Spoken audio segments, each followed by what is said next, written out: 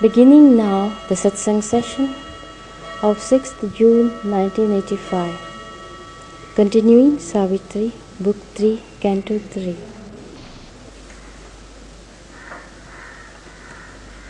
As against the glorious world in which Ashwapati finds himself, against this glory of spiritual states, the spiritual states in which Ashwapati is watching, their parallels and yet their opposites floated and swayed. Against that glory, elsewhere, their very opposites, kind of parallels, were swaying side by side, and they were eclipsed and shadow-like, as if a doubt-made substance, flickering, pale. The character of these parallel worlds was as if they were like shadows. They eclipsed the reality, and as if they were made of the substance of doubt. One could not be sure of their existence. Flickering, pale. So in all ways, they were the very opposite of the positive states of glory where Ashwapati was situated. This other scheme, two vast negations found. That is, this parallel scheme founded, based two negations, contrary to the positive version of the reality described so far. And what are those two negations? A world that knows not its inhabiting self. There is this world, but it is not really aware of the self which is inhabiting it. The world moves, the world goes on, unaware of the self within it. A world that knows not its inhabiting self labors to find its cause and need to be. It is not aware of the self, and perhaps that is why it exerts itself to find the cause for its existence and the need for its being what it is. This world is pursued by this inquiry. How has it come to be and why? The second negation is a spirit ignorant of the world it made, obscured by matter, travestied by life, falsified by life, struggles to emerge, to be free, to know and reign. This is the second negation. The spirit which has made this world is ignorant of the world it has produced, because it is obscured overlaid by matter, falsified by life, and it continuously struggles to emerge through matter, to be free, to know and dream. So these are the two negations: a world that is ignorant and a spirit that is suppressed and does not know why, and tries to emerge out of its state of obscurity. These were close tied in one disharmony, both the spirit and the world, which are in two conditions of negation. They were closely tied in one disharmony. Normally we speak of harmony, but here the poet says that they were thrown together in one disharmony. Yet the divergent lines met not at all. Though they were thrown together, these two negations, their lines never met. They continued to be disparate. They continued to pursue their own lines without meeting each other. Further, of this world, three powers governed its irrational course. The movement of this world is certainly not very rational. It does not go according to mental reason, logic. It has its own large lines of movement. Irrational course. And what are these three powers? First power is, in the beginning, an unknowing force. There is a force which does not know in our way, in our manner, that is driving everything, what we call energy, what we call force. In the beginning, an unknowing force. In the middle, an embodied, striving soul. If at the outset we become aware of an unknowing force, in the middle of the journey, we become aware of a striving soul that is embodied in this world.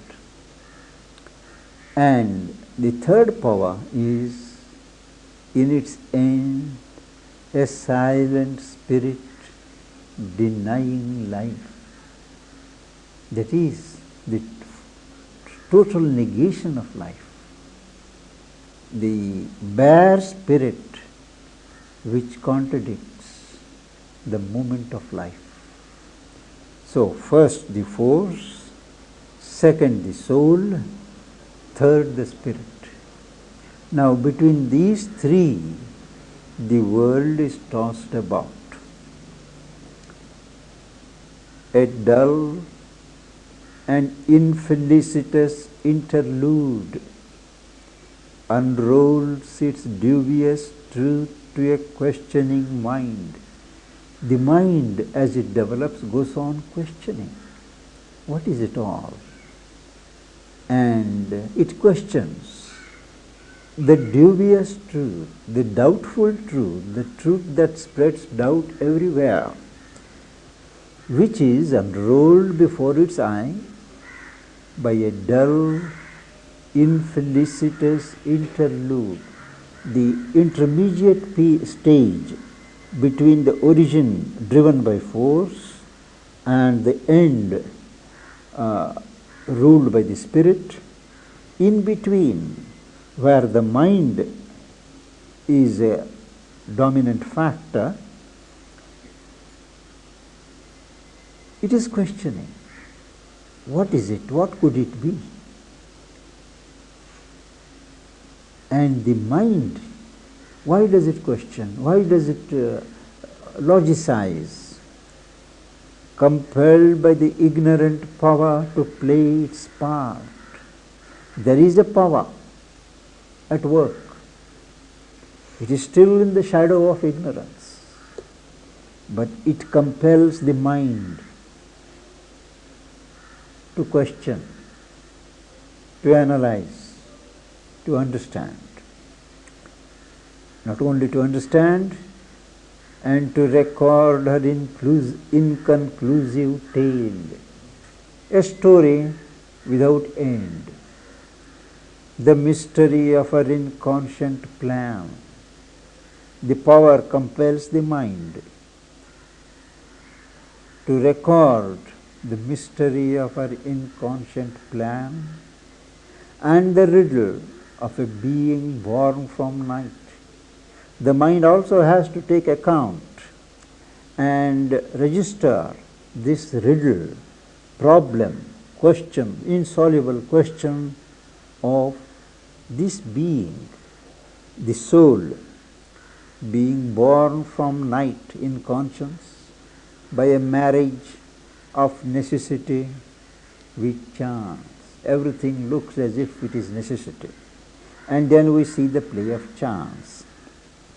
So to the mind it appears, this coming together of necessity and chance has engendered this being from the bosom of night. This darkness hides our nobler destiny. The darkness that is around us, the darkness that dominates this existence, really conceals our nobler destiny.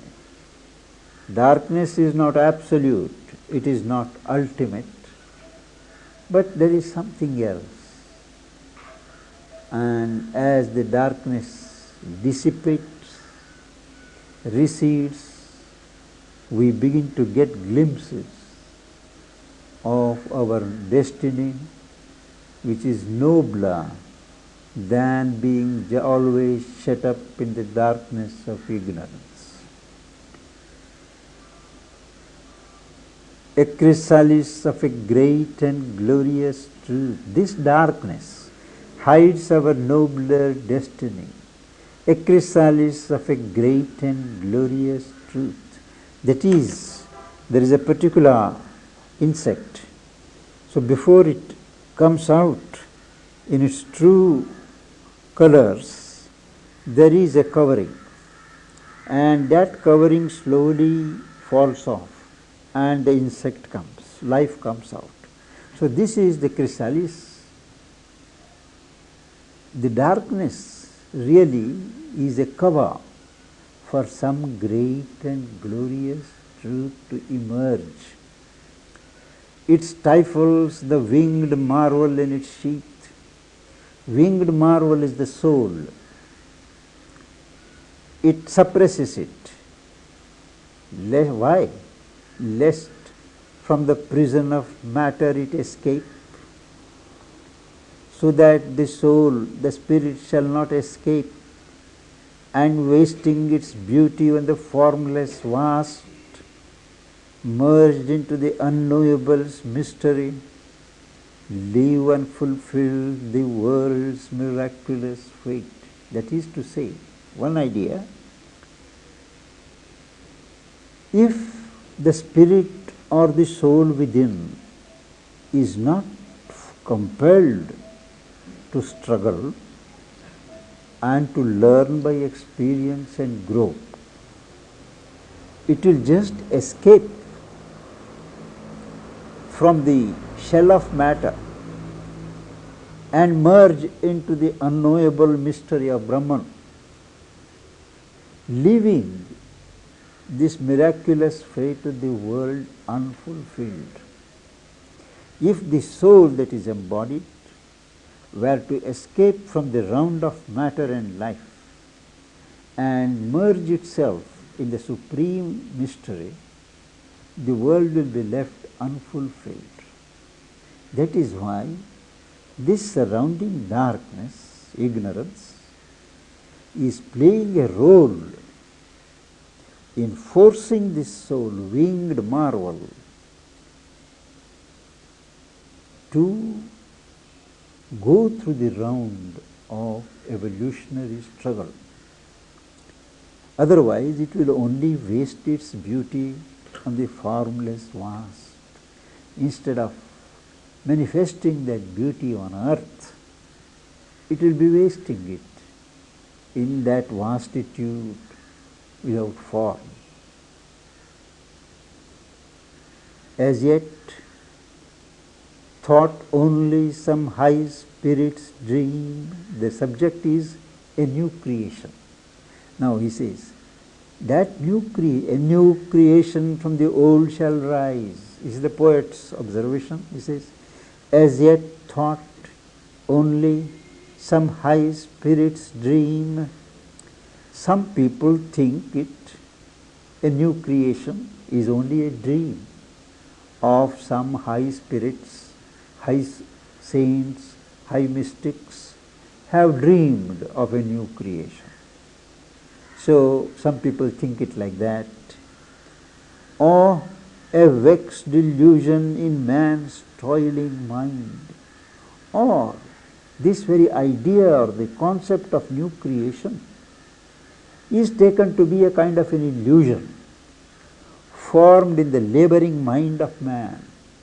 He is so tired. Just as when you go in a desert, you imagine there is a mirage. There is water, there is green, there is coconut tree and all that, where there is none. Similarly, these tired people think of a new creation. As yet thought only some high spirit's dream, or a vexed delusion in man's toiling mind, a new creation from the old shall rise. This is a prophetic statement. A knowledge inarticulate finds speech. Now he illustrates how that new creation is going to come. A knowledge inarticulate finds speech. A knowledge which so far has not been able to be expressed in words, articulate, organized in language, shall find its right speech. Beauty suppressed, burst into paradise bloom. Beauty that is suppressed now as things are shall burst into bloom as if in a paradise. Pleasure and pain dive into absolute bliss. Pleasure and pain, the dualities which dominate life today, will, what is that? Where it is now? Dive, sink, plunge into absolute bliss.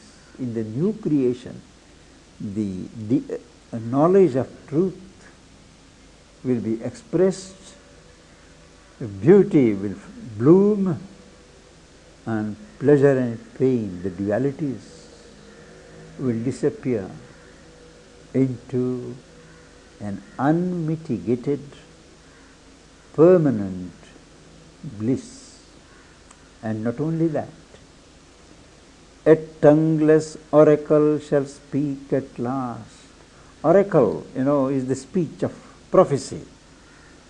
Either an image or an idol or an inspired priest, whoever it is. An oracle is a supernatural prophecy made through any agent. So he says, a tongueless, but this miracle will be tongueless. No tongue will be needed to broadcast this miracle. Oracle. A tongueless oracle shall speak at last. That is, everybody will know this oracle without its being uttered through a tongue. the superconscious conscious grow on earth. At present, it is superconscious to us. The reality, the truth or whatever, it is above our reach. That is why we say it is superconscious. And that will grow conscious on earth. It will no more be superconscious. It will be conscious on earth. The eternal's wonders join the dance of time. The marvels of eternity will join the dance of time, means the movements of time. At present the eternal is somewhere and the temporal is somewhere else. But the movements of time and the marvels of the eternal will play together. But that is some distant dream. But now he says, but now when he looks below to these two negations, all seemed a vainly teeming vast, a large, vast amplitude, vainly teeming, without purpose, crowding, upheld by a deluded energy. And this teeming vast is supported by an energy which is deluded. It is thinking it is serving some purpose. To a spectator, self-absorbed and mute, to that Purusha, to that self, the watching, for his benefit all this vainly teeming vast is upheld by a deluded energy. To a spectator, self-absorbed and mute, careless of the unmeaning show he watched. He is not interested in what is going on because he knows the show is unmeaning. But still he watches, regarding the bizarre procession pass, this strange, unaccountable procession of events in the flow of time pass, and he watches without interest, like one who waits for an expected end. He watches because he is quite sure that the whole thing will come to an end at some point. So he says, like one who waits for an expected end. And then he turns to Ashwapati. He saw a world that is from a world to be. Ashwapati is above, in the world that is to be realized. From that height he is seeing, looking at this world that is at present. He saw a world that is from a world to be. There he divined, rather than saw or felt. He intuitively knew, rather than he saw or felt, far off upon the rim of consciousness. The consciousness is spread out, and on some border, edge, he sees transient and frail this little whirling globe. The ocean is of consciousness, and on the far rim of that consciousness is this globe, which is whirling, transient. It was not there before, it will not be there hereafter, and frail, weak. And on that globe itself is fragile, and on the rim of consciousness. And on this globe, and on it, left like a lost dream's vain mold. He sees something there. It is something as if a shell left there from a dream which is over, a fragile copy of the spirit's shell, a very breakable copy, not the original shell, copy of the spirit's shell. And what's that? His body gathered into mystic sleep. He sees he is there in a subtle being, and he is watching his own body on that globe, on the border of that globe, like a vain mold of a dream, a fragile copy of the spirit's shell. The spirit must have a form, and this is a very fragile, breakable copy, and that is his physical body below. His body gathered into mystic sleep. The body is in trance. That is why his subtle being has been able to grow higher and higher without being pulled back, because the body is in trance. His body gathered into mystic sleep, a foreign shape it seems. To his consciousness, in the superconscient levels, his own physical body looks a foreign shape, a mythic shade, a shadow. A shade means a shadow, mythic, which perhaps never existed. The difference is so palpable, so acute, that he wonders whether that body has any truth in it, has any reality. A foreign shape it seemed, a mythic shade. And further, alien now seemed that dim, far universe.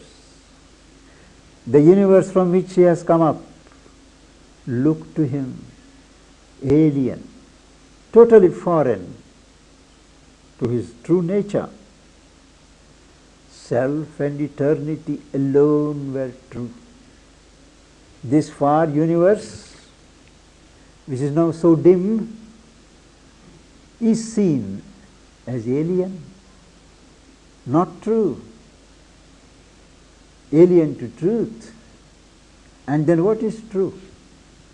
Self and eternity, to which he is so close, on the threshold of which he is standing.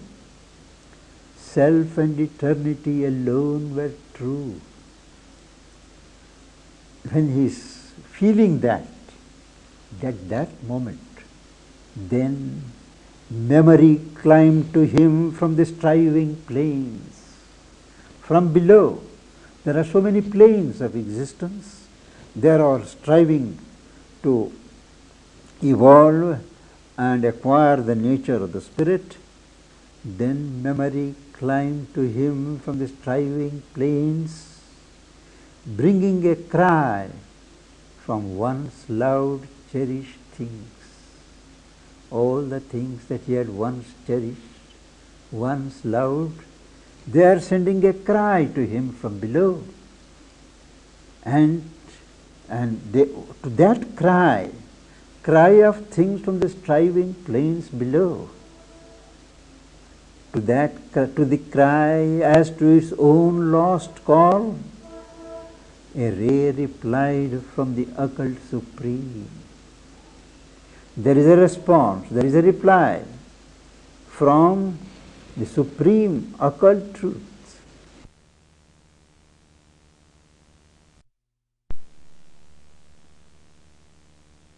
To the supreme, it is not alien, it is not foreign. That is why it feels as to its own lost call. It replies, a ray, a portion, replies from the occult supreme. And now the poet explains, for even there, even below, the boundless oneness dwells. That truth of oneness is not only on the top, on the higher altitudes, on the peaks, but there even on the depths. The boundless oneness dwells there also. And the cry that comes is recognized to be of the same oneness by the oneness above.